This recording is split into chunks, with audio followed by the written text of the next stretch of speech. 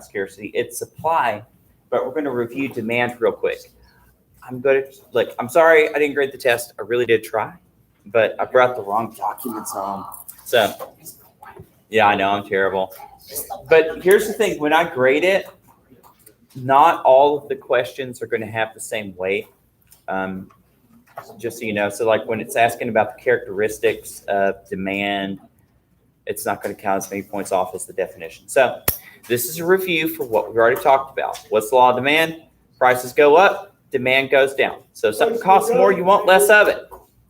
When price goes down, demand goes up. So like, I don't know, you're probably more likely going to buy a Whopper whenever they got the buy one, get one free sale or whatever, right? For those of you who like to eat Whoppers. Hey, I'm not judging. I'm just saying. All right. So the demand curve, that's a graph that shows us the relationship between change of price and demand.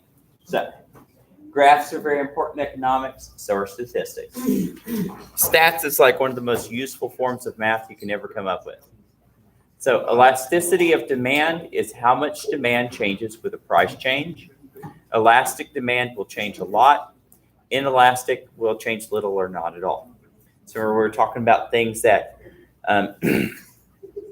like movie tickets. If the price goes up, a lot less people go to the movies. I wish they would learn that. Inelastic is like our example with soap. If the price of soap goes up a little, too bad. You're still going to buy soap so you aren't all stinky and stuff. Because nobody wants to be stinky. Yeah, this is a review from our last set.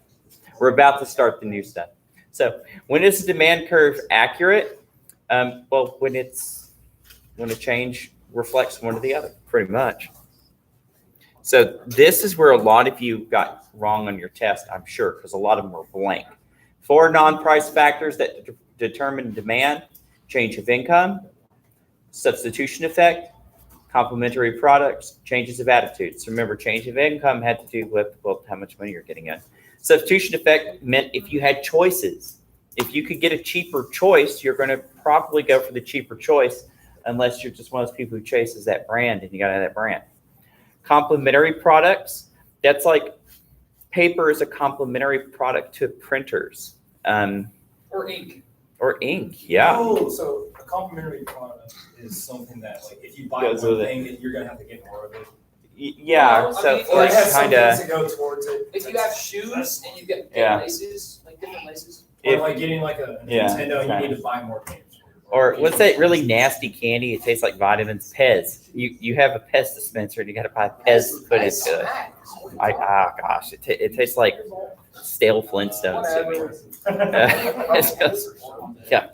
All right, changes in attitude. This has to do with like if something's out of style, right? So not too many people are out there buying fur caps. So honestly, I would just eat like the Pez plain and not even use the dispenser. Wow, that's you just beat the source. So like I'm just gonna take it out of the package. All right, supply.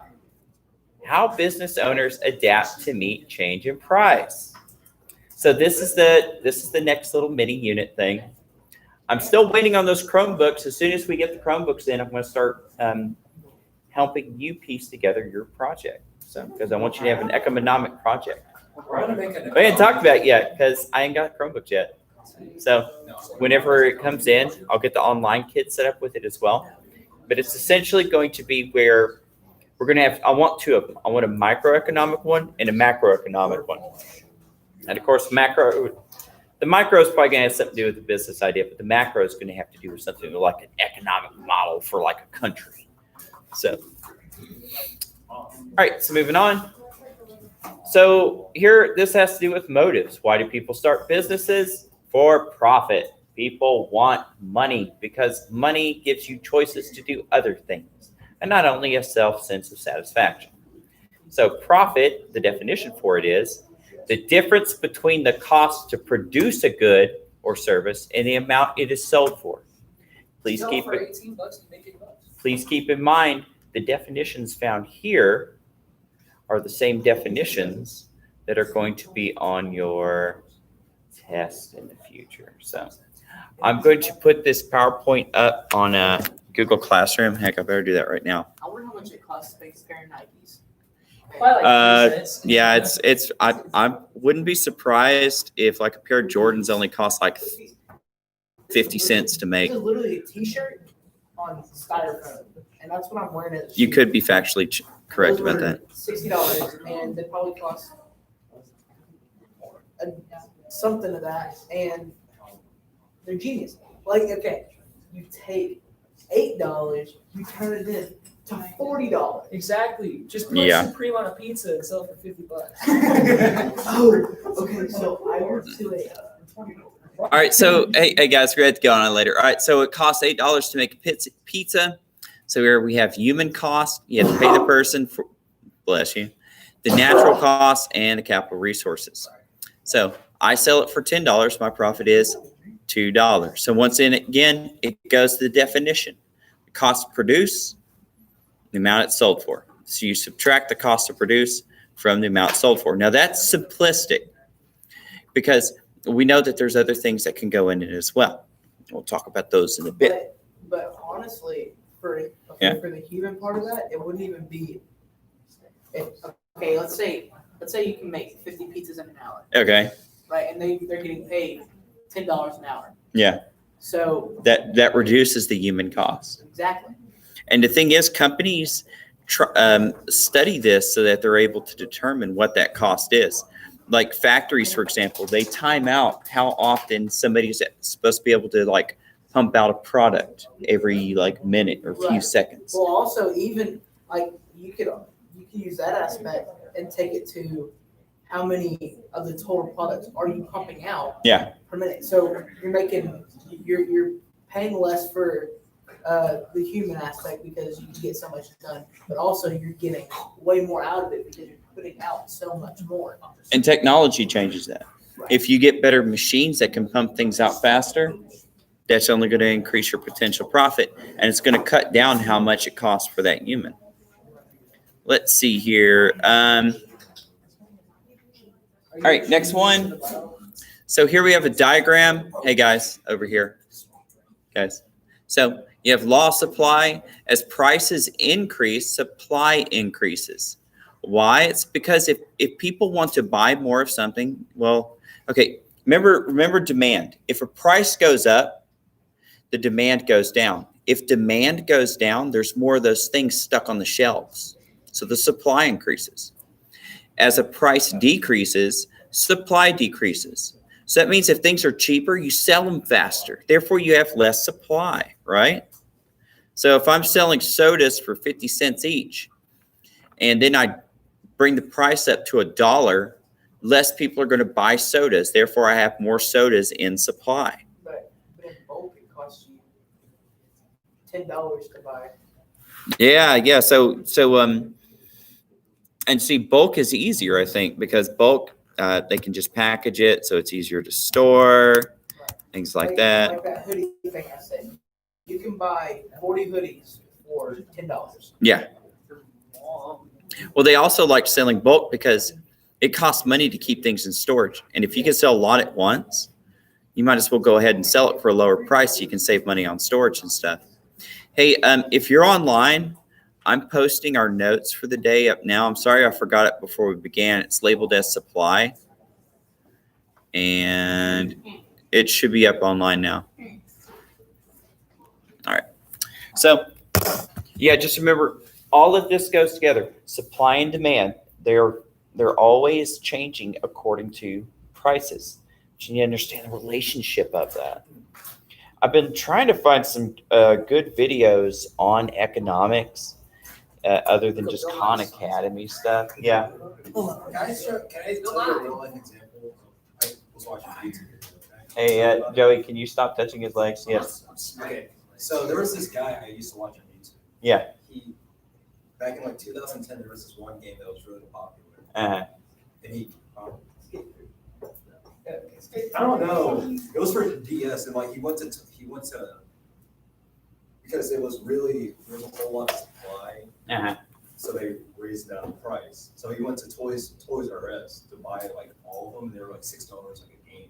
And then he went to Walmart and he returned it back and he got like $25 back for each game. You would Oh my gosh. at That's- Walmart. Yeah, That's because you can say, thievery. because he said, I guess because he's like in California or Florida, and he's like, hey, I don't have the receipt for all these games. They're like, Yeah, the way they do that is you can return it and they, like say they'll return it for like the lowest price is like 60 days. So if it's like 9, but a month ago it was like $6 on sale, then that was for $6. no, but he went to Walmart, bought it at Toys R Us. Yeah. Wow, that's crazy. But how would you get away with doing that in bulk? Well, I you think just he go to did- he Walmart didn't- no, one he at a didn't do it all time. at once. Also, how much did he get back? All he said he just got a credit card. So how much did he buy him I for? remember this vividly. Like, Yeah, because that sounds like, even if it's not legally stealing, that's like wrong. So Okay, so like if he buys 6, okay, if he buys 40 and they're all $6, how much would that be? I would think it'd be more it would be like expensive. What about the $800. calculator? Over $800. But that- Bryson, are you sure he didn't buy them at Walmart? No, he bought it at Toys R Us because he said there was a huge sale going on because they had Uh-huh. a whole lot of them. were they like going out of Walmart, business? I think Walmart was not having good business. I think it was like in Yeah. another town or something. So he went to Walmart and he returned all the games. How would you get away with returning a whole huge? Not- no. bulk? No, he did it one at a time. He did it like overtime, like probably like 3 overtime. I guess he waited until something different came through. Uh-huh. That's almost like fraud. Grand Theft Auto. Yeah, That's like and he criminal posted it online. It was Why do It people- was a guy, you know, yeah, he did that. What? Yeah. So wrong. It was on Game Grumps. He said, no. all right. Hey, so that's a crazy example. I guess I can. That didn't quite fit here, but yeah, I see what you're saying. All right, so according to the law of supply, suppliers will offer more of a good at a higher price. Think about it. If people are willing to pay more for what I'm selling, then I want to make as much of that product as possible. Example, the price of pizza goes from $10 to $11, but it still only costs me $8 to make. I want to make as many as I can to maximize my profit, because then your profit goes from $2 to $3 a pizza. Sounds pretty good, right? Yes. People work harder for more money. I mean, that's a human fact. I mean, it's kind of like when it becomes to behavioralism. People do things for rewards, and money is a very powerful reward. So, you got things like praise or treats, stuff like that. But money is a very powerful one, and employers know that. Right, Noah? Yeah. Okay. Yeah, no one. I need to assign seats for y'all. Y'all are like bothering. Yeah, thanks. All right, so this is just an example for you. All right, moving on. So supply schedule. A supply schedule is a chart, once again, another graph, that lists how much of a good a supplier will offer at different prices. So I'm not sure if I'm going to quite ask you to make demand curves or supply schedules, but I might for your project. We'll have to review before that, but that's okay. So just know that this is how we show that this happens. These are very important if you ever find yourself in, say, like management in a lot of different things. So maybe not school, but anything where you have to deal with commodities, buying and selling. You need to know what your profit margin is. You need to know how much of a product you're pushing out. You need to know how much is getting bought, how much you can produce, what the price of that is. There's a lot of factors that go into these logistics. There's taxes, regulations. You have to know who's going to buy them off of you, who you have to get components from. A lot of stuff. Right, Enrique? All right. So, you ready to move on? Yes, sir. Here's an example. So, Market supply schedule for a slice of pizza. So if the price is 50 cents, there's 1,000 slices being pushed out per day. And at the bottom, we see $3, and then you have 3,500 per day. So the thing is, you got to find out which one has the best profit for the best price. So you see that we had to do this for demand. Now you have to do it for supply as well. So the whole thing's trying to determine how to maximize your profits per day. This is confusing. How if it's only 50 cents, do they only sell 1,000? This has to do with your amount of incentive to produce them, really. But according to demand, that means more people would want to buy more pizza, right? Yeah. So I think it's kind of a weak example, but they're trying to get the point across that less is being pushed out if you have less incentive. Right. Here's the supply curve. Supply curve is a graph of the quantity supplied of good different prices. So once again, this is another graph and chart to show how this happens. So personally, I prefer graphs. I don't know. I think graphs are easier to follow along. We're looking at the dots and the lines. Because they show how on track you are. Yeah, I mean, it's easy to follow. If there's like something out of the ordinary, it just pops out. Whereas like numbers might kind of like get ignored. So nice and straight. All right, next one. So this also has elasticity, just like demand. And of course, it has to do with the relationship between the price and supply. So kind of like whereas demand, some things were elastic and some things were inelastic, the same with supply. So definition, the degree to which a change in price will change supply. Or if we change the price, will supply change a lot or a little? Elasticity depends on how easy it is to change production. So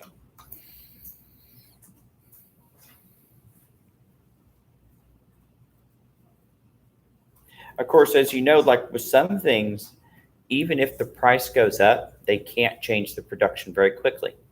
Remember when COVID happened, there was like a shortage on a lot of things. It's because even though the prices went up and the demand went up, the factories could not meet that supply. Especially when, so COVID, right? Yeah, COVID. Everybody stops working. Yeah, people stopped So working too. You Yeah. don't have the things to put into the factory to make toilet paper out of. Yeah, You don't have someone cutting down a tree to make toilet paper out of. How are you gonna? that's right. And that could even affect the future, like even from a year now. So say like we have all these trees ready to be made into paper. Mm-hmm. Well, here's a whole half a year that didn't get Didn't get cut. right. So now we're probably gonna look into a shortage in the future Mhm. based off of because nobody's working. Well, that's true. And another thing too about COVID when it hit, we stopped importing a lot of things from China. And not everything that comes from China is like little plastic toys and stuff like that. A lot of it also is like parts to machines that make our factories run, and they're only made in China. So if that if that machine breaks down, that might have to do something like synthesize plastics or something like that, and those plastics are used for medical equipment. Now it broke down, so we don't have the parts, and so we can't import it from China. So there was like a whole bunch of problems. Yeah. When the COVID thing hit us, my job, the brisket, went up dramatically. Like it used to cost like $16 per pound, and it went up to 21. And also because with all the COVID going on, a bunch of factories shut down too, so there weren't that many like briskets that we could. Yeah. Getting beef was hard, right? Like chicken and stuff like that was kind of okay, but yeah, getting beef was really hard for like a couple of months there. So, Expensive. yeah. Oh yeah. I remember we were having a cookout and we're just trying to get hamburger meat was tough. We had to go like 3 stores. I lived on hot dogs. The regular customers started leaving because of how expensive it was. I bet. Yeah, because some of them probably budgeted too. It's like, yeah, that's how much we spend like on food and stuff like that. Now it went from $16 to $21. And like a sandwich over there is like already $5. Yeah. Especially with like almost 25% increase. It was like we're paying $7-8 for just a sandwich of brisket. $8 for a sandwich. Gosh. Where was that? Spring Creek Farm. Yeah. But I didn't have to go there 'cause it's actually, I never went before. Never went before. There you go. All right. I think we'll just do a couple more of these, and we'll wrap it up. And then I'll give you your document that you can go ahead and start reading over. All right. So elasticity of supply. Items that have supplies that are increased easily are elastic. So obviously, toilet paper was not one of those things. So it will go up a lot with change in price. So example are CDs, books, pizza. All can increase supply with little difficulty. Resources are easy to come by. All right. Does anybody still buy CDs? Does anybody here buy music? What is that? Like, I will- I don't think- I mean, I buy CDs. Yeah. I paid for a subscription to Spotify. Yeah. I don't. Not a lot of people buy music anymore. You mean illegally down I rent DVDs. Yeah, that thing. No, not Oh yeah, illegal. I'll rent a DVD. I'll rent Yeah. We Okay. have a movie store in Canada. It's on YouTube. All right. We got one more after this, and it's going to be inelasticity, and then we'll be done.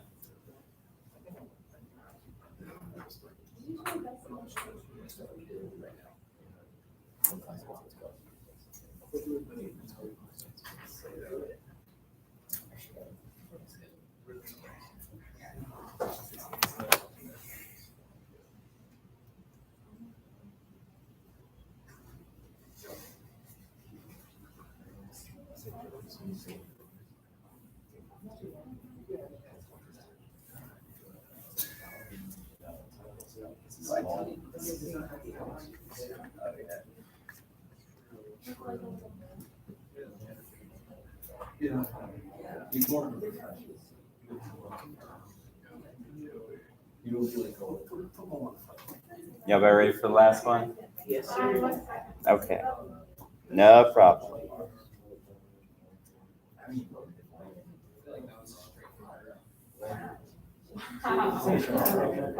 Besides, I can do like can you do a texting? Well, I don't know. Here's the deal. Is no.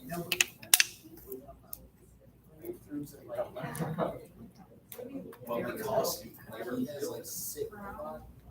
Build like a little bit. I can build a board.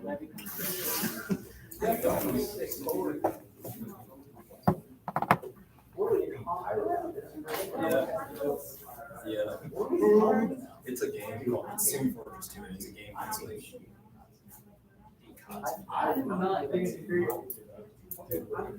Dude, you're just a dude with like. All right, kids, the last one of the day. All right, so if we have elastic supply, we obviously must also have inelastic supply. So this is items that have supplies that are increased with the great difficulty of they're inelastic. So things that, like our examples here are apples because they're seasonal, right? Cars, it takes time to create cars. It takes a lot of workers, a lot of components. Almost all cars, the majority of their components are made overseas and then they're assembled here. Supply will go down and very little will change in price.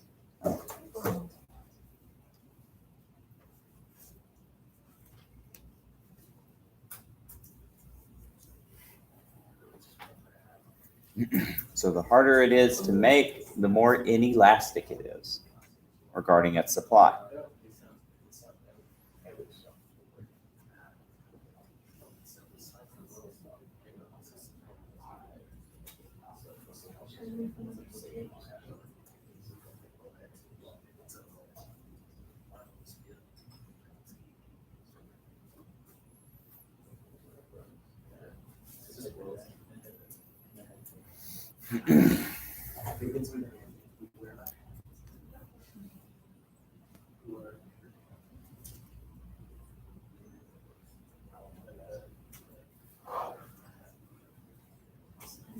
Hey, if you're joining us online, I already posted today's handout.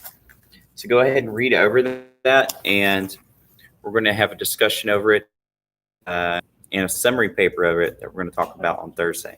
So otherwise, it's going to end our lecture for today. Make sure you read over your notes. Talk to you later.